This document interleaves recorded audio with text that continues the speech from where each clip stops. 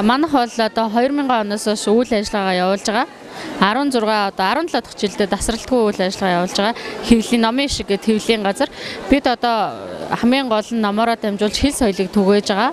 Маш их үндэсний брэнд. Тэгэхээр бид нар анх удаа монгол хэл дээр оруулж ирсэн Герман улсад хэвлэгдсэн юм ном байгаа шүү дээ. Ач холбогдол гэхээр ерөөсөө л номон дуртай болдог. Хүн болгон номон дуртай, хүүхдэд дуртай болгоно гэж ярьдаг боловч ямар арга замаар яаж хүрхэ гэдгийг мэдэхгүй байгаа. Тэгэхээр энэ бол яг тэр арга замд нь хүргэж өгдөг. Танин мэдхэн юм ном байгаа.